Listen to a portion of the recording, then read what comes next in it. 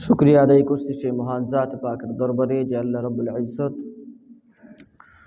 আমাদের হায়াতকে আজকে 23শে রজব পর্যন্ত প্রলম্বিত করেছেন, সুযোগ দিয়েছেন। আলহামদুলিল্লাহ। আল্লাহ তাবারক ওয়া তাআলা চাইলে যে কোনো মুহূর্তে দুনিয়ার সকল মায়া ত্যাগ করে আখিরাতের উদ্দেশ্যে পাড়ি দিতে হবে। ইজা জা আজালুহুম লা ইস্তাখিরুনা সাআতাও ওয়া লা ইস্তাকদিমুন। যখন সময় আসবে তখন এক মুহূর্ত দেরি করবে না, এক মুহূর্ত আগেও আসবে না, এক মুহূর্ত পরেও আসবে না। সময় মতোই মালাকুল মউত চলে আসবে। কুল ইয়াতাওয়াফাকুম মালাকুল মাউতিল্লাযী ওয়ুক্কিলা বিকুম সুম্মা ইলা রাব্বিকুম তুরজাউন। ইয়াতাওয়াফাকুম মালাকুল মাউত ওয়ুক্কিলা বিকুম। আমরা যেখানেই অবস্থান করি না কেন, মালাকুল মউত আমাদের কাছ পর্যন্ত পৌঁছেই যাবে। এটা অমোঘ সত্য। আল্লাহু আকবার কাবীরা। ভাবলেই অবাক লাগে, কত মানুষ দুনিয়াতে ছিল, এখন নাই। আমরাও এক সময় থাকবো না। এক সময় ছোট ছিলাম, সেখান থেকে আজ এই পর্যায়ে চলে আসছি। প্রত্যেকেই যার যার জায়গা থেকে আবার দুনিয়ার থেকে চলে যাব। সবচেয়ে বড় কথা হলো যে আখিরাত পর্যন্ত দুনিয়ার যে সময়, কিয়ামত পর্যন্ত, এই সময়টা কতটুকু আসলে, এই ক্ষণ তো কারো গণনা জানা নাই। দুনিয়ার প্রথম দিকে যে মানুষগুলো দুনিয়ার থেকে চলে গেছেন, তারা আজও কবরে ঘুমন্ত। ভালো হইলে ভালো আমলের বদৌলতে আলমে আরওয়াহ বা আলমে বারজাখ, পরপারের জিন্দেগিতে, কিয়ামত হওয়ার আগ পর্যন্ত, মৃত্যু থেকে নিয়ে কিয়ামত হওয়ার আগ পর্যন্ত এই সময়টাকে বলা হয় আলমে বারজাখ। আলমে বারজাখ। এই সময়টার ভেতরে কে কোন অবস্থায় থাকবে, কতদিন থাকবে, এটা কেউ বলতে পারে না এক আল্লাহ ছাড়া। এটা বাস্তব সত্য। এই প্রশ্নের উত্তর বিজ্ঞানের কাছে নাই, এই প্রশ্নের উত্তর আধুনিক শিক্ষার কাছে নাই। এই প্রশ্নের উত্তর আছে একমাত্র ইলমে ওয়াহির কাছে, অর্থাৎ আল্লাহ তাবারক ওয়া তাআলার পক্ষ থেকে যে ইলম প্রত্যাদেশ মারফত, তার পক্ষ থেকে যেটা সরাসরি জানায়া দেওয়া হয়েছে, সেখানে আছে। যিনি আমাদের সৃষ্টিকর্তা, যিনি কুল কায়নাতের মালিক এবং খালেক, সৃষ্টিকর্তা, তার কাছে আছে এটা। এই জন্য ইসলামের দর্শনটাই ভিন্ন, ইসলামের দর্শনটাই ভিন্ন। বিজ্ঞান থেকে অতটুকুই নেওয়া যায় যেটুকু দুনিয়ার সাধারণ জিনিস। নবী আলাইহিসসালাতু ওয়াসসালাম সেই সুযোগ রেখেছেন, ইসলাম সেই সুযোগ রেখে দিয়েছেন। নবী আলাইহিসসালাতু ওয়াসসালামকে দুনিয়াবি ব্যাপারে জিজ্ঞেস করা হলো, তিনি বললেন, দেখো দুনিয়ার ব্যাপারে তোমরা ভালো বোঝো, এইটা তোমরা করো। তার মানে উনি গবেষণার দরজাকে বন্ধ করে দেন নাই, উন্মুক্ত রেখেছেন। সায়েন্স বা এই বিষয়গুলো বিজ্ঞানের দরজাকে বন্ধ করে দেন নাই, উন্মুক্ত রেখেছেন। বিজ্ঞানের যে বিষয়টা অ্যাজ ইউজুয়াল, সাধারণ, এইটার সাথে ইসলামের কোনো সংঘর্ষ নাই। তবে বিজ্ঞানকে খোদা মানা যাবে না, যে বিজ্ঞান বলছে না বা বিজ্ঞান জানে না তাই ওইটা নাই, এইটাকে বলা হয় সায়েন্সিজম বা বিজ্ঞানবাদ। আমাদের সমস্যা বিজ্ঞানে না, আমাদের সমস্যা হলো বিজ্ঞানবাদে। অথচ হালাকি বিজ্ঞানের কাছে যা দেখতেছি এর বাইরে কোনো অ্যান্সার নাই, নো অ্যান্সার, কোনো অ্যান্সার নাই। অথচ মানুষের রূহ সম্পর্কেও কোনো অ্যান্সার নাই, যে আত্মা এটা কি, মানুষ কিসের বলে চলে, আবার কি ভ্যানিশ হয়ে গেলে মানুষ লাশে পরিণত হয়, এই অ্যান্সারটা এদের কাছে নাই, থাকার কথাও না। ইয়াসআলুনাকা আনির রূহ কুলির রূহ মিন আমরি রাব্বি ওয়া মা উতীতুম মিনাল ইলমি ইল্লা কালিলা। হে নবী, তারা আপনাকে রূহ সম্পর্কে জিজ্ঞাসা করে, আত্মা সম্পর্কে জিজ্ঞাসা করে। আপনি বলে দেন কুলির রূহ মিন আমরি রাব্বি, এটা আমার রবের, আমার প্রতিপালকের নির্দেশ মাত্র। কি মাত্র? নির্দেশ মাত্র। কারণ এটা আল্লাহ তাবারক ওয়া তাআলা মানুষের ভিতরে সঞ্চার করে দেন, মানুষের ভিতরে সঞ্চার করে দেন। আশ্চর্য জিনিস, যে হৃৎপিণ্ড বা যে হার্ট পাম্প করে, যার কারণে অক্সিজেন বা ব্লাড সার্কুলেশন হয়, সেটা হুটহাপ করে এক সময় আর চলে না। আরও মজার বিষয় হলো যে সন্তান যখন মায়ের গর্ভে থাকে, তার সমস্ত অর্গানগুলো ইনটেক্ট থাকে, বিজ্ঞান বলে এই কথা, ইনটেক্ট থাকে। যখন সে ভূমিষ্ঠ হয় তখন তার সব কিছু চালু হয়ে যায়, হার্টটা চলে, বিশেষ করে লাংসটা, ফুসফুসটা, এটা একদম স্থিমিত থাকে। কারণ সে তো তার নার্ভের দ্বারাই মায়ের নেওয়া অক্সিজেন থেকে সে সব কিছু গ্রহণ করে। কি আজব গরীব কথা। হঠাৎ কি হলো এমন, 60 বছর 65 বছর জিন্দেগি যাপন করলো, হঠাৎ করে সে নাই হয়ে গেল? এর অ্যান্সার তো বিজ্ঞানের কাছে নাই। তো আমাদেরকে আল্লাহ তাবারক ওয়া তাআলা যতটুকু সময় হায়াতে রেখেছেন, এইটা আমাদের জন্য নিয়ামত, এটা আমাদের জন্য নিয়ামত। এজন্য মুমিনের জন্য কি নিয়ামত হলো প্রতিটি সকাল, প্রতিটি বিকাল, এটা তার জন্য নিয়ামত, এটাই তার পাওনা। সে প্রতিটি সকালকে নতুন করে শুরু করে, প্রতিটি সন্ধ্যাকে সে উদযাপন করে রবের মহিমা প্রকাশের মধ্য দিয়ে, রবের মহিমা প্রকাশের মধ্য দিয়ে। যার কারণে কি বলছেন, আকিমিস সালাতা তরফাইন নাহারি ওয়া যুলাফাম মিনাল লাইল ইন্নাল হাসানাতি ইউযহিবনাস সাইয়্যাত যালিকা যিকরা লিয-যাকিরিন। আকিমিস সালাত তরফাইন নাহার, তোমরা দিনের দুই প্রান্তে নামাজ কায়েম করো। এর দ্বারা তোমার সকাল দিনের শুরুটা হবে আল্লাহর মহিমা প্রকাশের মধ্য দিয়ে। আবার যখন সন্ধ্যা আগমন করতেছে, আসতেছে, সন্ধ্যা আসতেছে, যেই সন্ধ্যাকে তুমি শুরু করতে যাচ্ছ, যে রাত নিকষ কালো, যেটা অন্ধকার, যেটা মানুষের জন্য আরামের জায়গা, সকল দুনিয়ার সব কিছু স্তিমিত হয়ে যায়, সবাই রেস্টে চলে যায়। ওয়াজআলনা লাকুমুল লাইলা সাকানা, তোমাদের জন্য রাতকে বানাইছি আরামের জায়গা, আরামের সময়, প্রশান্তিময় সময়। এই মুহূর্ত আসতেছে, সেই সময়ে তুমি রবের মহিমা প্রকাশ করো। তার কারণ কত বান্দাই তো ঘুমিয়ে যায়, ওই ঘুমটাই তার চির ঘুম হয়ে যায়, হয় না এরকম? যার কারণে কি বলছেন, ঘুম থেকে জাগ্রত হওয়ার পরে দোয়া পড়ো, আলহামদুলিল্লাহিল্লাযী আহইয়ানা বা'দামা আমাতানা ওয়া ইলাইহিন নুশুর। তখন তুমি জাগ্রত হলে রবের প্রশংসা করো, আলহামদুলিল্লাহিল্লাযী আহইয়ানা বা'দামা আমাতানা। ঘুম তো অর্ধমৃত, তোমার সেন্স ছিল না, রূহটা ছিল মাত্র, কিন্তু তোমার কোনো বোধ ক্ষমতা ছিল না, নড়াচড়া যা করছো তা আল্লাহ করাইয়া দিয়েছেন অবচেতনভাবে। এরপরে তোমাকে আবার আল্লাহ জাগ্রত করছেন বা'দামা আমাতানা, একটা অর্ধমৃত অবস্থা থেকে তোমাকে আল্লাহ তাবারক ওয়া তাআলা জাগাইয়া দিয়েছেন।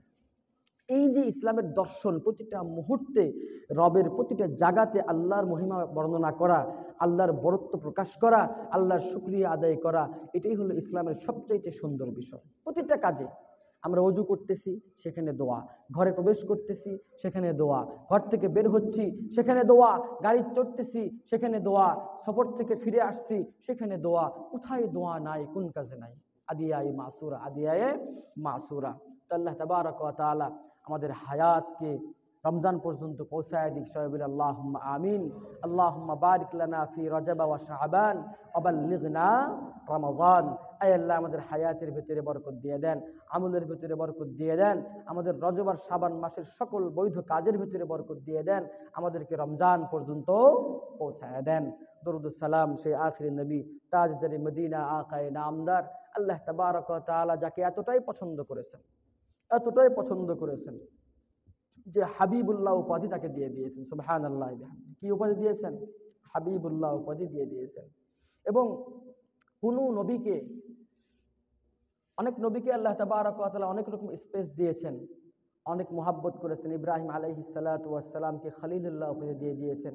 মুসা আলাইহিস সালাতু ওয়াস সালামের সাথে আল্লাহ তাবারক ওয়া তাআলা কালাম করেছেন, কথা বলেছেন। কিন্তু আমাদের নবী, আখিরি নবী, আল্লাহ তাবারক ওয়া তাআলা তাকে একদম নিজের কাছাকাছি ডেকে নিয়ে কি করেছেন? কথা বলেছেন। যেটাকে আমরা কি ইসরা এবং মেরাজ হিসেবে চিনি, এইটা একমাত্র এবং শুধুমাত্র আমাদের নবীর মুআজিজা। আর সেই নবীর প্রতি দরুদ পড়ি সাল্লাল্লাহু আলাইহি ওয়াসাল্লাম। মুহতারাম হাজিরিন, রজব মাস আসলে আমরা মেরাজের আলোচনা করি বা আলোচনা শুনি। আল্লাহ তাবারক ওয়া তাআলা পবিত্র কোরআনে বলেন, সুবহানাল্লাযী আসরা বিআবদিহি লাইলাম মিনাল মাসজিদিল হারামি ইলাল মাসজিদিল আকসা আল্লাযী বারাকনা হাওলাহু লিনুরিয়াহু মিন আয়াতিনা ইন্নাহু হুয়াস সামিউল বাসীর। সুবহান, পবিত্রতা বর্ণনা করতেছি সেই মহিমাময় সত্তার। সুবহান আল্লাযী আসরা বিআবদিহি, যিনি ভ্রমণ করিয়েছেন। কখন? রাত্রিবেলা। সফর অর্থ যে কোনো সময় সফর করা, আর আসরা এটা হলো রাত্রিকালীন ভ্রমণকে বোঝায়। বিআবদিহি, তার বান্দাকে, সশরীরে। কি? সশরীরে, কোনো স্বপ্নযোগে নয়। এইটা বোঝার জন্য এখন আর কোনো কষ্ট হয় না। এককালে বিভিন্নজন প্রশ্ন উঠাইতো যে সশরীরে মানুষ এত দূরে কেমনে যায়, তাও আবার এত শর্ট টাইমের মধ্যে কেমনে যায়, যেখানে যাওয়ার কোনো কি নাই, সুযোগ নাই, আলোকবর্ষ গতি ইত্যাদি, এই সেই হ্যান ত্যান। কিন্তু এখন এটা প্রমাণিত। এখন এটা কি প্রমাণিত? তার অর্থ কি? যে বিজ্ঞান প্রমাণ করলো ১৫০০ বৎসর পরে বা ১০০০ বৎসর পরে যখন বিজ্ঞান প্রমাণ পাইল, তখন এটা সত্য, তার আগে এটা মিথ্যা? না, এটা বিজ্ঞানের ব্যর্থতা। আবার ব্যর্থতাও তা না, বিজ্ঞান এভাবেই চলবে। আল খাইলা ওয়াল বিগাল ওয়াল হামির লিতারকাবুহা ওয়া জিনা ওয়া ইয়াখলুকু মা লা তা'লামুন। যে তোমাদের সামনে তোমাদের জীবন উপকরণের উৎকর্ষ সাধিত হবে ধীরে ধীরে। এরকম আরো অনেক কিছু হবে, ইয়াখলুকু মা লা তা'লামুন, যা তোমরা জানো না। অনেক কিছু হবে, এটা স্বাভাবিক, এটা দুনিয়ার নিজাম, চিরচারিত সিস্টেম এইটা। আজ থেকে 5 বছর আগে, 10 বছর আগে আমাদের যারা প্রবীণ যারা আছেন তারা যা ওই সময় যেভাবে জীবন ধারণ করেছেন, এখন তার চাইতে রাত আর দিন তফাৎ।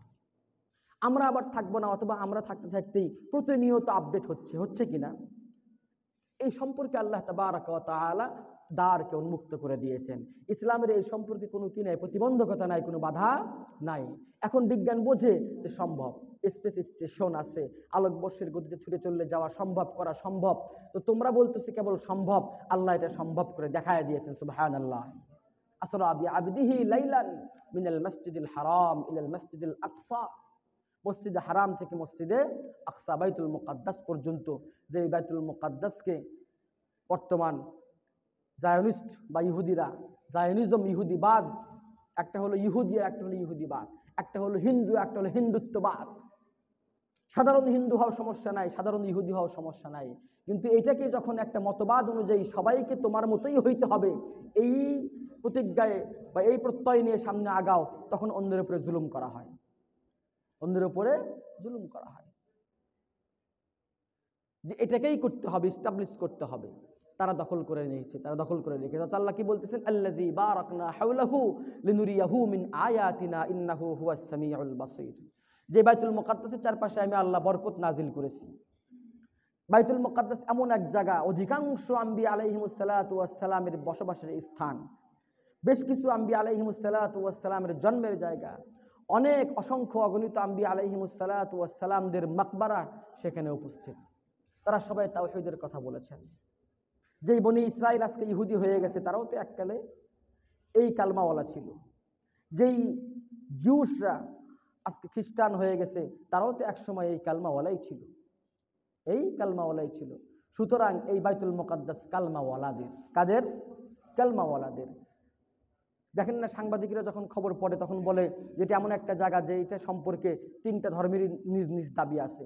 দাবি যে কেউ করতে পারে, তবে দাবির অথেন্টিসিটি থাকতে হবে। তো তোমাদেরকে বাইতুল মুকাদ্দাসে প্রবেশ করার অনুমতি আল্লাহ দিয়েছিলেন, ব্যবস্থা আল্লাহ করে দিয়েছিলেন। কিসের বদৌলতে? তাওহীদের বদৌলতে। যখন তোমার তাওহীদ থেকে সরে গেছো, এরপরে বখতে নাসার, একবারে বাদশাহ জালুত, এই বাদশাগুলো দিয়ে তোমাদেরকে পিটায় পিটায় সেখান থেকে বের করে দিচ্ছে। সর্বশেষ তোমরা পেটন খাইছো হলো কাদের হাতে? কার হাতে? এ কি বলে এটা? হলোকাস্ট হলো যে জার্মানের হিটলার, না, হিটলারের হাতে 7 লক্ষ ইহুদি মাস। যা হোক, সেটা যাব না। তো মোট কথা হলো বাইতুল মুকাদ্দাস আম্বিয়া আলাইহিমুস সালাতু ওয়াস সালামের জায়গা, বাইতুল মুকাদ্দাস তাওহীদের জায়গা, বাইতুল মুকাদ্দাস মুসলমানদের সম্পদ, বাইতুল মুকাদ্দাস ইসলামের নিদর্শন। বাইতুল মুকাদ্দাস আজ হোক কাল হোক, একদিন না একদিন আবারও মুসলমানদের করতলগত হবে, ইনশাআল্লাহ হবেই হবে। এটাই দুনিয়ার নিজাম। এটা হারিয়েছি আমাদের কোতাহির কারণে, হারিয়েছি আমাদের হীনমন্যতার কারণে, হারিয়েছি আমাদের আমলের ভ্রষ্টাচারের কারণে। আমল সংশোধন হয়ে যাবে, আমরা সংশোধন হয়ে যাব। আল্লাহ এটা দায়িত্ব, এটার জিম্মাদারি আবার আমাদেরকে দিয়ে দেবেন। ইসরা আর মেরাজ, এইটার দিনক্ষণ সম্পর্কে মতানৈক্য আছে। রজব মাসেই যে এটা হয়েছে এ ব্যাপারেও কি আছে? ইখতিলাফ আছে। তবে এটা হয়েছে, এটা সত্য। এটা ঈমান ও আকীদার একটা অংশ, ঈমান ও আকীদার একটা অংশ। এজন্য এটার আলোচনা বেশি বেশি হওয়া দরকার। কেন? যে এটাকে যেন শুধুমাত্র অলিক বা কল্পনা প্রসূত কোনো ঘটনা বলে কেউ যেন এটাকে ডিনাই করতে না পারে। তার কারণ এই বিষয় সত্য, কোরআনে আসছে। কোথায় আসছে? কোরআনে আসছে। এটাকে যদি কেউ বিশ্বাস না করে অথবা এটার সম্পর্কে যদি কোনো সন্দেহ রাখে, তাহলে তার ঈমান থাকবে না, সে মুসলমান নয়, বরং সে তাকে বলা হয় মুরতাদ, জিন্দিক। ক্লিয়ার কথা। এরকম কোরআন ও হাদিসের বা ইসলামী শরিয়ার যে কোনো একটা অংশের কোনো একটা অংশকে যদি সন্দেহ করে অথবা মনে করে যে এটা উপযুক্ত নয়, এটা উপযোগী নয়, এটাকে সংশোধন করা দরকার, এটা আমাদের এই জায়গাতে প্রতিস্থাপন করা দরকার, এইরকম যে মনে করবে, যারা মনে করবে, দল হোক, গোষ্ঠী হোক, সমাজ হোক, জাতি হোক, যেই হোক না কেন, সে একদিক থেকে আবার এই সন্দেহ পোষণ করবে, সংশোধনীয় মনে করবে, পরিমার্জন করার চেষ্টা করবে, আবার নিজেকে মনে করবে আমি মুমিন মুসলমান। কোশ্চিন কালেও সম্ভব না। তেল আর পানি এক জায়গায় কখনো থাকতে পারে না। ক্লিয়ার কথা। কুফুরের তাবু আর ঈমানের তাবু আলাদা, কুফুরের তাবু আর ঈমানের তাবু আলাদা। কিয়ামতের আগে নবী আলাইহিস সালাতু ওয়াস সালাম বলছেন, শেষ জামানায় এমন এক সময় আসবে যে সময় ঈমানের তাবু আর কুফুরের তাবু আলাদা হয়ে যাবে, মাঝখানে কোনো তাবু থাকবে না। এইটাও একটু ওইটাও একটু, এর একটু নিলাম ওর একটু নিলাম, নিয়ে একটা কিছু দাঁড় করাইলাম, এটা আদতে কখনোই কল্যাণকর হবে না, এটা কখনোই কোনো স্বীকৃত কোনো বিষয় হবে না, ইসলামের দৃষ্টিতে কোশ্চিনকালেও হবে না। হয় ইসপার নয় উসপার, হয় ঈমান বিল্লাহ নয় ঈমান বিত তাগুত, হয় ঈমানি শাসন মানবে নয়তো তাগুতের শাসন মারবে, হয় আল্লাহর গোলামি করবে নয় মানুষের গোলামি করবে, বাস ক্লিয়ার কথা। এর বাইরে আর তৃতীয় কোনো জায়গা নাই, তৃতীয় কোনো অপশন নাই। আল্লাহ তাবারক ওয়া তাআলা আমাদের সবাইকে বোঝার তৌফিক দান করুক, আল্লাহুম্মা আমিন। মুহতারাম হাজিরিন, নবী আলাইহিস সালাতু ওয়াস সালাম মেরাজে গিয়েছিলেন, আমরা ঘটনা সবাই জানি। মেরাজের সবচাইতে বড় যে পাওয়া যেটা ছিল মুমিনের জন্য, আল্লাহ তাবারক ওয়া তাআলার পক্ষ থেকে যে উপঢৌকন ছিল, এটা কি ছিল? as-সালাত, নামাজ। আল্লাহ তাবারক ওয়া তাআলা স্বয়ং ডেকে নিয়ে দিয়েছেন, হাবিবুল্লাহ তার হাবিবকে ডেকে নিয়ে দিয়েছেন। ফাকানা কাবা কাউসাইনি আও আদনা ফাআওহা ইলা আবদিহি মা আওহা মা কাযাবাল ফুআদু মা রাআ আফাতুমারুনাহু আলা মা ইয়ারা ওয়া লাকাদ রাআহু নাজলাতান উখরা ইনদা সিদরাতিল মুনতাহা ইনদাহা জান্নাতুল মাওয়া ইয ইয়াগশা সিদরাতা মা ইয়াগশা মা যাগাল বাসারু ওয়া মা তাগা। সূরাতুন নাজমের ভিতরে আল্লাহ তাবারক ওয়া তাআলা সুন্দর ছোট ছোট কিছু বর্ণনা দিয়ে দিয়েছেন। শুধু শুনি, কখনো সূরাতুন নজম বের করে আয়াতের তাফসীরগুলো দেখি না, কখনো সূরা ইসরা বের করে এই প্রথম দিয়ে একটা আয়াতের বর্ণনা দেখি না। বনি ইসরাইলের এই পৃষ্ঠার ভিতরে যেখানে আল্লাহ রসুলের মেরাজের কথা বলতেছেন, মজার বিষয় হলো সূরা বানি ইসরাইলের প্রথম পৃষ্ঠার ভিতরে প্রথমে বললেন কি, যে আমি আমার বান্দাকে রাত্রিকালীন ভ্রমণের মধ্য দিয়ে মেরাজ ভ্রমণ করাইছি। এরপরে উনি কি বললেন? ওয়া আতাইনা মূসাল কিতাব ওয়া জাআলনাহু হুদাল লিবানি ইসরাঈল আল্লা তাত্তাখিযু মিন দুনি ওয়াকিলা, যে আমি মূসাকে কিতাব দিয়েছিলাম, ওয়া জাআলনাহু হুদান লিবানি ইসরাঈল, আর এই কিতাবকে বনি ইসরাইল তথা ইহুদি সম্প্রদায়ের জন্য হিদায়াত বা পথ নির্দেশক বা পথ প্রদর্শক হিসেবে দিয়েছিলাম। এরপরে উনি বনে ইসরাইলদের কয়েকটা আয়াতের ভিতরে বনে ইসরাইলদের যে নাফরমানি, অবাধ্যতা, অনানুগত্য, এটার বিস্তারিত বর্ণনা দিয়েছেন। তাদেরকে কয়বার বাইতুল মুকাদ্দাস থেকে বের করে দেওয়া হয়েছে, তারা কয়বার কি ভুল করছে, এখানে সুন্দর করে বলা আছে। প্রথমে কি বললেন? আমার বান্দাকে এখান থেকে ভ্রমণ করাইছে, এখান থেকে এই পর্যন্ত, মানে এটা এই উম্মতের সম্পদ। ক্লিয়ার কথা? প্রথম আয়াতে যে আমি উম্মতে মুহাম্মাদির নবী মুহাম্মদ সাল্লাল্লাহু আলাইহি ওয়াসাল্লামকে মক্কা থেকে মসজিদে হারাম থেকে নিয়ে মসজিদে আকসাতে নিয়ে আসছি, এখানে ইমামতি করাইছি, সকল আম্বিয়াদের সামনে আগায়া দিছি। সুতরাং এইটা কিয়ামত পর্যন্ত উম্মতে মুহাম্মাদির সম্পদ। এরপরে বলতেছেন এইটা মুসা উম্মত যারা ছিল এদেরকেও দিয়েছিলাম, কিন্তু এরা রাখতে পারে নাই। কখন দিয়েছিলাম? যখন তারা মুসাকে প্রদত্ত কিতাব আমার পক্ষ থেকে তাওরাতের উপর যখন তারা বিশ্বাসী ছিল, তখন এই সম্পদ তাদের ছিল। কিসের বিনিময়ে ছিল? তাওহীদের বিনিময়ে। কিসের বিনিময়ে ছিল? আল্লাহর ওহীর বিনিময়ে। কিসের বিনিময়ে ছিল? ঈমান ও ইসলামের বিনিময়ে। সুতরাং ঈমান ও ইসলামের উপর যারা থাকবে, এই বাইতুল মুকাদ্দাস, এই ফিলিস্তিন, এই আকসা, এই জেরুজালেম, এই বাইতুল লাহাম, এই সবগুলো হবে ঈমানওয়ালাদের সম্পদ, ইসলামের সম্পদ, মুসলমানদের সম্পদ। ক্লিয়ার কথা? তো যে কথা বলতেছিলাম, আল্লাহ তাবারক ওয়া তাআলা ডেকে নিয়েছেন কাছাকাছি। ফাকানা কাবা কাউসাইনি আও আদনা। ধনুক বাঁকা করলে যেরকম এই প্রান্ত খুব কাছাকাছি থাকে, পবিত্র কোরআন বলতেছে যে এতটা কাছাকাছি। বাস এতটুকুই বর্ণনা পাওয়া যায়। এইখানে আবার তফসির করতে গিয়ে নিজের থেকে মন করা হবে, বলতে বলতে একেবারে দেখেন না, জুতা খুলে গেল না জুতা নিয়ে গেল, তারপরে আরও কি হলো না হলো, এই যে অতিরিক্ত বাড়াবাড়ি বর্ণনা, এটা কি আছে এখানে? কোরআনে আছে না হাদিসে আছে? আবার কোন ঘোড়ায় গেল, সেই ঘোড়া দেখতে কেমন, তার কি ডানা ছিল কি ডানা ছিল না, হাদিসের ভিতরে একটু সামান্য বর্ণনা দেওয়া আছে। গাধার চাইতে ছোট, খচ্চরের চাইতে একটু বড়, নাম হলো কি? বুরাক, একটা প্রাণী। গাধার চেয়ে ছোট, খচ্চরের চেয়ে একটু বড়, ঘোড়ার মতো উঁচা লম্বা না, ছোট্ট একটা প্রাণী যা রাসূলের বাহন ছিল। এখন এইটা আমরা কল্পনা করতে করতে ঘরের ভেতর বরকতান রেখে দিই। কি সিস্টেম? ঘোড়ার মুখ হলো একটা মানুষের মুখ, তো মানুষের মুখ তো হয়েছে অসুবিধা নাই, তাহলে আর একটু মেসাল মানুষের মুখ দিলে আরো ভালো হয়। তো ঘোড়ার মুখে লাগাইছে মেয়েদের মুখ, আর ঘোড়ায় দিছে দুটো ডানা। ঘোড়ায় দিছে কি? ডানা। ডানার কথা তো হাদিসে আসে নাই। মুখের কথা মানুষের মুখ হইতে হবে, এটাও তো হাদিসে আসে নাই, কোরআনে কোথাও আসে নাই। এগুলো হলো বাড়াবাড়ি। তাফসীর করতে গিয়ে এই সমস্ত বাড়াবাড়ি যে বা যারাই করেন এটা ভুল। যে ব্যক্তি ইচ্ছাকৃত হবে রাসূলের হাদিসের ভিতরে অথবা কোরআনের তাফসীরের ভিতরে নিজের কল্পনা প্রশ্নে কোনো বর্ণনা ঢুকায়, মাকাদাহু ফিন্নার, তার ঠিকানা জাহান্নাম, তার ঠিকানা জাহান্নাম। আমরা এই বর্ণনাগুলো এত সুন্দর করে শুনিয়ে শুনিয়ে একবারে চোখের জলে গাল, নাক, দাড়ি, মুখ সব ভাসায় দেয়। চোখের জলে মাথার চুল ভিজে যায়, চোখের জলে মাথার চুল ভিজে যায়। আল্লাহু আকবার কাবীরা। তো নবী আলাইহিস সালাতু ওয়াস সালাম যেভাবে হোক গিয়েছেন, কয়েকটা কাজ করেছেন, জান্নাত ভ্রমণ করেছেন, জাহান্নাম ভ্রমণ করেছেন, আর হাদিয়া নিয়ে এসেছেন। ক্লিয়ার কথা। জাহান্নাম ভ্রমণে দেখেছেন সুদখোরের কি আযাব, কি শাস্তি, ব্যভিচারের কি আযাব, কি শাস্তি,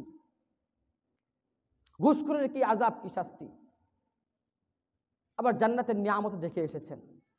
এত এত বর্ণনা শুনলাম, সুদ খাওয়া ছাড়লাম না, ঘুষ খাওয়া ছাড়লাম না, মুনাফার নাম দিয়ে, ইন্টারেস্টের নাম দিয়ে, ফিক্সড ডিপোজিটের নাম দিয়ে, বিভিন্ন ইন্স্যুরেন্সের নাম দিয়ে ওখান থেকে আমরা একে যে কোনো মূল্যে এটাকে নিয়ে খাই। কোনোভাবেই জায়েজ হবে না, কোনোভাবেই জায়েজ হবে না। কোনোটার নাম নিয়ে বলতে হবে না। অনেকে প্রশ্ন, হুজুর অমুক ব্যাংক তমুক ব্যাংক, কারো নাম নেওয়ার দরকার নাই। আপনার বিবেককে আপনি প্রশ্ন করেন। আপনাকে এই টাকা রেখে দেবেন আর আপনাকে এমনি এমনি দেবে, এটা তো হলো না। হালাল তখন হয় যখন যে কাজের বিনিময়ে আপনাকে তখন জায়েজ হবে যখন তাতে আপনার রিস্ক থাকবে, ঝুঁকি থাকবে। ব্যবসায় লাভটা হালাল কেন? তার ঝুঁকি আছে, তার দোকান পড়ে যেতে পারে, চুরি হতে পারে, মালের জাহাজ ডুবে যেতে পারে, বিভিন্ন রকম ঝুঁকি থাকে। এই ঝুঁকির বিনিময়ে আপনাকে প্রফিট দেওয়া হয়। এমনি অলস ফালায় রাখবেন আর আপনাকে লাভ দেবে, বাহ। এর শাস্তি দেখে এসেছেন। অন্যায়, সুপারিশ, ঘুষ ইত্যাদি, এটার শাস্তি দেখে এসেছেন। শিক্ষা হলো এইটা। সামনে রমজান মাস আসতেছে, এই রমজানের আগে আগে সংশোধন হয়ে যাওয়া, যে না যা করছি করছি আর করবো না, রমজান পার হলে আবার করবো, এইরকম না। আল্লাহ করছি তো আর করবো না, শেষ। সবচেয়ে বড় মুসিবত হলো কোন জায়গায় জানেন? যে হারাম বা অন্যের সম্পদ নেওয়ার পরে আমরা যে সম্পদটা গড়ি। হাদিসের ভিতরে আসছে, একটা লোক সফর থেকে আসলো, মাথার চুল উস্কো খুস্কো, ক্লান্ত, চেহারার ভেতরে ক্লান্তির ছাপ আছে, মলিনতার ছাপ আছে, সফরের ক্লান্তি ভর করছে তার উপরে। সে বলতেছে, আল্লাহ আমার এইটা দাও, আল্লাহ আমার ওইটা দাও, আল্লাহ আমার এই করো, আল্লাহ আমার ওই করো। নবী আলাইহিস সালাতু ওয়াস সালাম বলতেছেন, মাতআমুহু হারামুন, মাশরাবুহু হারামুন, মালবাসুহু হারামুন, ফাআন্না ইস্তাজাবা লা। যে কাপড় পরে এটা হারামের টাকায়, যে খাওয়া খায় ওইটা হারামের টাকায়, যে খাটে শোয় ওইটা হারামের টাকায়, যে গাড়িতে চড়ে ওইটা হারামের টাকায়, পাবলিকের দুর্নীতি করে টাকায়। ফাআন্না ইস্তাজাবা লা, তার দোয়া আবার কেমনে কবুল হবে? কেমনে আল্লাহ তার ডাকে সাড়া দিবেন? দেখি সম্ভব? হালাল হারামের কনসেপ্টে আমার কাছে নাই, আমাদের কাছে নাই। আমার জীবনটা যেটা আছে, 60 বছরের যে জিন্দিগিটা আছে, এই জিন্দিগিটা হলো কিছু বিধানের সমষ্টি মাত্র, কিছু সময়ের সমষ্টি মাত্র। যেই সময়টা কিছু বিধানের আলোকে, বিধানের শিকলে আবদ্ধ। হয় আল্লাহর বিধানে নিজের জীবনকে সঁপে দেব, নয়তো মানুষের বিধানে নিজেকে সঁপে দেওয়া লাগবে। স্বাধীনতা বলতে আদের দুনিয়াতে কিচ্ছুই নাই। আমরা আল্লাহর গোলামি করতে গেলে, শরীয়তের বিধান মানতে গেলে তখন নিজেরা গোলাম গোলাম মনে করি, কিন্তু শরীয়তের গোলামির বাইরে যারা আছে এদের গোলামি মানুষের পায়ে পায়ে করতে হয়। IFM এর নাম দিয়ে, জাতিসংঘের নাম দিয়ে, রাষ্ট্রীয় আইনের নাম দিয়ে, আমেরিকার নাম দিয়ে, ইউরোপের নাম দিয়ে, ইন্ডিয়ার নাম দিয়ে, তুমুকের নাম দিয়ে, অমুকের নাম দিয়ে গোলামি প্রতিনিয়ত করতে হয়। কিন্তু ওই বান্দা, ওই জাতি, ওই গোষ্ঠী আল্লাহর গোলামি করতে রাজি না। বাস্তবতা হলো এইটা। গোলামি করতে হবে আল্লাহর, এইটা মেরাজের শিক্ষা। তোমার জীবনটা মনচাহি জিন্দেগির জন্য না, তোমার যে 60 বছরের জিন্দেগি কিছু সময়ের সমষ্টি মাত্র, আর সেই সময়টা আখিরাতের সময়ের তুলনায় কিচ্ছুই না, ন্যানো সেকেন্ডও না। তার কারণ আখিরাতের একদিন দুনিয়ার 50,000 বছর, আপনার সারা জিন্দেগি হলো মাত্র 60 বছর। তাহলে আখিরাতের একটা দিনের কোনো অংশের ভিতরে আপনি একটা সেকেন্ডের মতো মাত্র, তার চাইতেও কম। তারই এত বাহাদুরি, তারই এত বাহাদুরি। আল্লাহর বিধানের বাইরে যাওয়ার কোনো সুযোগ নাই। মেরাজের শিক্ষা হলো এইটা। হ্যাঁ, তোমার জীবনের দাম, তোমার জীবনটা একদম চিরন্তন, তোমার জীবনের দীর্ঘ সময়টা হলো আখিরাত। সেখানে তোমার জীবনকে মূল্যায়ন করা হবে, তোমাকে দেওয়া হবে প্রতিদান আর জাযা। সুতরাং সামান্য সময় কিছু বিধিবিধান একটু মেনে চলো। স্বাধীনতার নাম দিয়ে পাগলামি করিও না, যদিও তুমি স্বাধীন কখনোও হতে পারবে না, কখনোই না, স্বাভাবিক কথা। ওই মুরগির মতো গারস্থ ধরবে যায় খালি দৌড় দেয়, গারস্থ ধরতে যায় খালি দৌড় দেয়। রাত্রে থাকে গাছের উপরে অথবা জঙ্গলের ভিতরে থাকে। ওই জায়গাতে কি করে, রাতের বেলা নিশাচর যে প্রাণী আছে, এই শিয়াল টিয়াল যা আছে খপ করে ধরে খেয়ে ফেলায়। মনে করছিল যে মালিকের খোয়ার থেকে বের হতে পারলে আমি স্বাধীন, কিন্তু গেল আসলে শিয়ালের পেটে। কার পেটে গেল? শিয়ালের পেটে। বাস্তবতা। সুতরাং এই যে সুদ আর ঘুষ, সতর্ক থাকা দরকার। আমাদের জীবনটা অর্থের সাথে প্রতিনিয়ত ওতপ্রোতভাবে জড়িত। আর আমরা সবচেয়ে অসচেতন বেখেয়াল হলো এই জায়গাতে। খুব খেয়াল রাখা দরকার আমার অর্থের ভিতরে যেন কোনো জিনিস না আসে। আল্লাহ বরকত দেবে, আপনি করেই দেখেন। আল্লাহর জন্য করে আপনি সবকিছু ছাড়বেন আর আল্লাহ আপনাকে সঙ্গ দেবে না, হতেই পারে না এটা। আর একটা হলো জিনা আর ব্যভিচার, যেটা আমাদের সমাজের এখন কমন বিষয় হয়ে গিয়েছে। কমন বিষয়, এটা একটু পোলাপান করে, এটা একটু হইতেই পারে বিয়ের আগে, এই সেই হ্যান ত্যান। আমার বাসাতেই আমার বাড়ি আলী আমার এক ভাগ্নির সম্পর্কে বলতেছিল যে তার বিয়ে আসছে, একটা ছেলে ভালো, কিন্তু সে আগে একটু বিয়ে হয়েছিল, এখন বিয়ে হওয়ার পরে যে কোনো কারণে সেটা হয় নাই।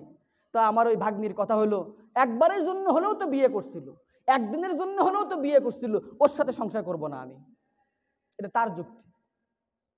কিন্তু হাজারো যুবক বিয়ে ছাড়াই কতবার ব্যভিচার করতেছে, আবার বিয়ের পিড়িতে সুবোধ বালকের মতো, হুজুর ছেলে খুব ভালো, চরিত্র একেবারে ফুলের মতো পবিত্র, 5 ওয়াক্ত নামাজ পড়ে, শবে বরাত, শবে কদর, জুম্মার নামাজ, 2 ঈদের নামাজ, এই 5 ওয়াক্ত পড়ে।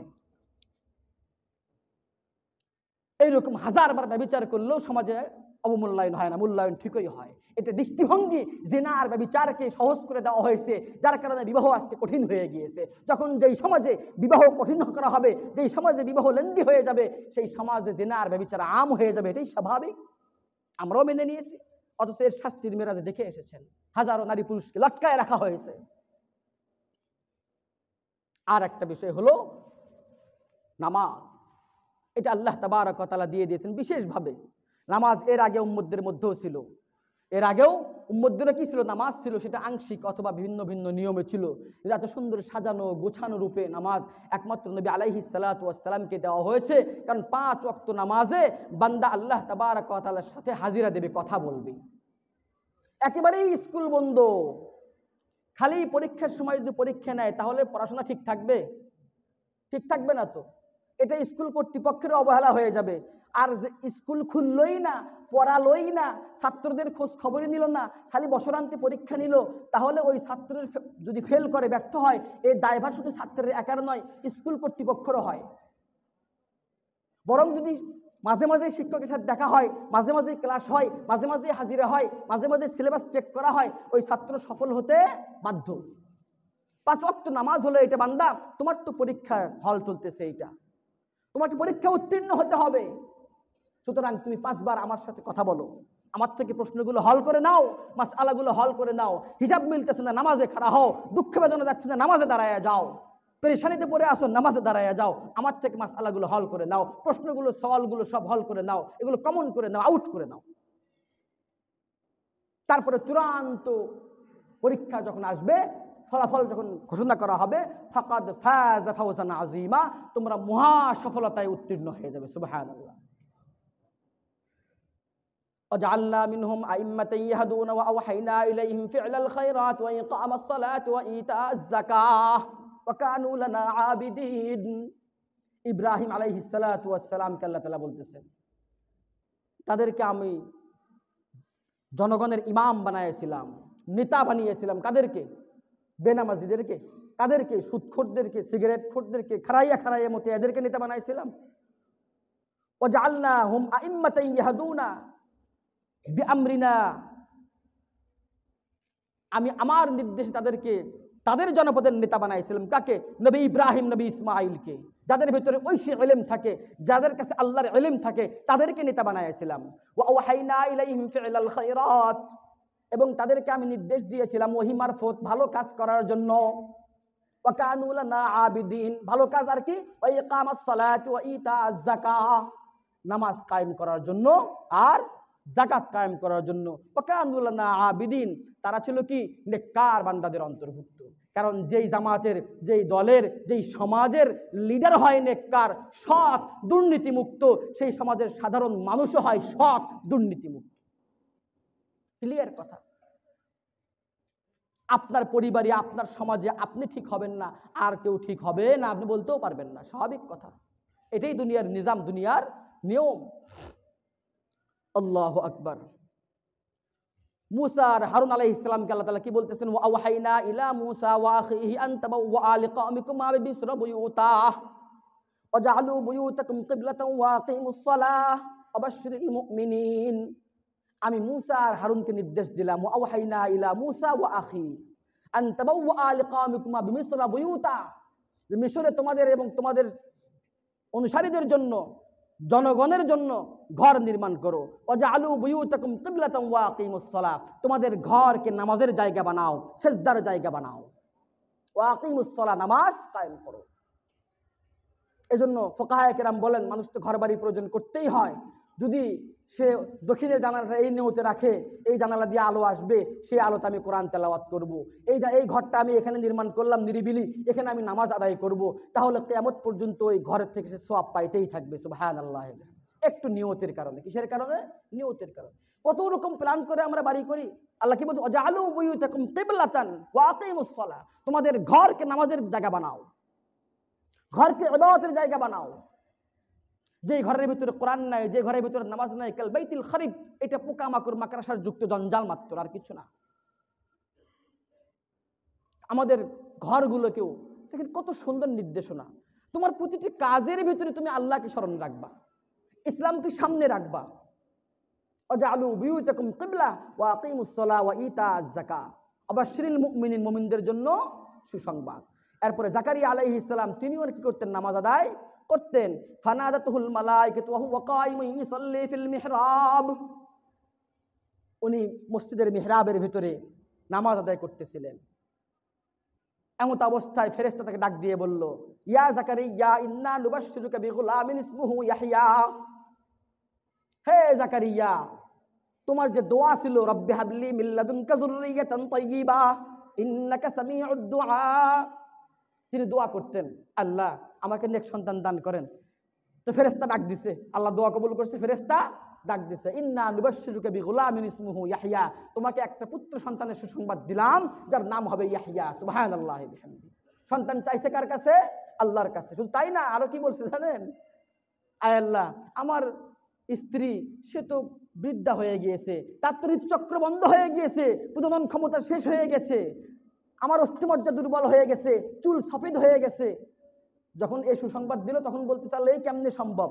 ক্বালা কাযালিক, আল্লাহ কি বললেন? এটা এমনি, এটা আমি আল্লাহর জন্য কোনো কঠিন কিছু নয়। সন্তান চাইতে হবে কার কাছে? আল্লাহর কাছে। সমাধান কার কাছে? আল্লাহর কাছে। শুধু সন্তান চাওয়া আল্লাহর কাছে নয়, শুধু ভাত চাওয়া, রিজিক চাওয়া আল্লাহর কাছে নয়, অসুখ বিসুখের ভালো চাওয়া আল্লাহর কাছে নয়, আল্লাহর জমিনে আল্লাহর দিন কায়েম করতে হবে, এটাও আল্লাহর কাছে চাইতে হবে। কথা বুঝে আসছে না? আচ্ছা, এরপরে কি বলতেছেন? আল্লাহ তাবারক ওয়া তাআলা মারইয়াম আলাইহিস সালাতু ওয়াস সালামকে বলতেছেন, ইয়া মারইয়াম কুনুতি লিরাব্বিকি ওয়াসজুদি ওয়ারকাই মা'আর রাকিঈন, ইয়া মারইয়াম, বিনয়ী হও, ইবাদতে মশগুল থাকো, লিরাব্বিকি ওয়াসজুদি ওয়ারকাউ মা'আর রাকিঈন, তোমার প্রতিপালকের দরবারে সিজদায় অবনত হও, ওয়ারকাউ মা'আর রাকিঈন, রুকুকারীদের অন্তর্ভুক্ত হয়ে যাও। আমাদের রুকুই ঠিক হয় না অনেকে। কাল কিয়ামতের ময়দানে একদল লোক থাকবে, তাদেরকে বলবে সিজদা করো, রুকু করো, কিন্তু দুনিয়াতে একদিনও মসজিদে যায় না, নামাজ কায়েম করে নাই, এদের কোমরের ভিতরে আল্লাহ লোহা মেরে দিবেন, পেরেক মেরে দিবেন, মোহর মেরে দিবেন। যখনই রুকু করতে যাবে, সিজদা করতে যাবে, ধাবাস করে উপর হয়ে পড়ে যাবে, মাজা ভাঁজ হবে না। দুনিয়াতে ভাঁজ করে নাই, দুনিয়াতে ভাঁজ করে নাই। হ্যাঁ, বহুত রকম ভাঁজ করছে, বিভিন্ন রকমের ক্লাসিক্যাল ডান্স, হিপহপ ডান্স ইত্যাদি ডান্স করার জন্য হাত পাওরে একেবারে পুরা ওই স্টারের মতো, অক্টোপাসের মতো মুসরায় মুসরায় কি করছে, বিভিন্ন ক্রেডিট অর্জন করছে, ক্যারিয়ার ওই লাইনে করছে, ক্যারিয়ার ওই লাইনে করছে। ক্যারিয়ার করতে গেলে চিন্তাও করে নেই কোনটা হালাল, কোনটা হারাম, কোনটা জায়েজ, কোনটা না জায়েজ, কোনটারে বৈধ আর কোনটা অবৈধ, চিন্তা করে নাই। টাকা আছে তাহলে নেমে যাও ওইদিকে, গর্বের সাথে বলে আমার ছেলে আমার মেয়ে নর্তকী, ড্যান্সার, অমুক তুমুক, এই সেই হ্যান ত্যান। চিন্তাও করে না মুসলমান পিতা তোমার সন্তানকে কোন ক্যারিয়ারে দিচ্ছ। টাকা আর্ন করা বলতে কি টাকা আর্ন করা? আল্লাহু আকবার কবীরা।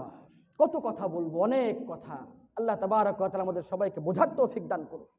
তো যা হোক, এইরকম অনেক নবীদের কথা এখানে বলা আছে যাদেরকে আল্লাহ তাআলা কি নামাজের হুকুম দিয়েছিলেন, আর আমাদের নবীকে এক্সেপশনাল দিয়েছিলেন। সুতরাং মুহতারাম হাজিরিন, কথা লম্বা করব না, সামনে রমজানুল মুবারক, আজকে 23শে রজব, সময় খুব কম। এই রমজানকে জীবনের সুযোগ মনে করে নেই, এই শাবানকে জীবনের সুযোগ মনে করে নেই। এমন না যে আসতেছে ভালো হয়ে যাব আবার যেই সেই হয়ে যাব, না, সামনে এটাকে সময় মনে করে নেই। দুনিয়ার লাইনে মানুষ কোনো সুযোগ পেলে ছাড়ে না, দেখেন না, এখন মনে করতেছে যে এবার যে যাবে সেই কাম করবে, এই সেই সবাই কামে যাওয়ার জন্য রেডি হয়ে গেছে, যার যেখান থেকে চেষ্টা করতেছে। তো ফাকাদ ফাযা ফাওজান আযীমা, সর্বোচ্চ সফলতা হলো আখিরাতে সফল হওয়া, তার জন্য সুযোগ হলো এইটা, এই রজব, শাবান আর রমজান মাস, তাই না? এই জন্য আমরা প্রত্যেকেই নামাজি হয়ে যাই ভাই। 5 ওয়াক্ত নামাজ পুরুষরা মসজিদে এসে আদায় করা ওয়াজিব, মেয়েদেরকে ঘরে নামাজের তালিম দেই। বারবার প্রতিটা জুমায় নামাজের কথা বলতেছি, শুধুমাত্র আজকে আমরা নামাজ থেকে দূরে, নামাজ থেকে দূরে, নামাজ থেকে যতদিন দূরে থাকবো ততদিন পর্যন্ত কোনো সফলতা স্পর্শ আমরা করতে পারবো না। আর যেদিন নামাজি আমরা হয়ে যাব তখন আল্লাহ তাবারক ওয়া তাআলা আমাদেরকে ব্যর্থ হতে দেবেন না, কেউ ঠেকাইতে পারবে না। সুবহান, ইনশাআল্লাহ। আল্লাহ তাবারক ওয়া তাআলা আমাদের সবাইকে তৌফিক দান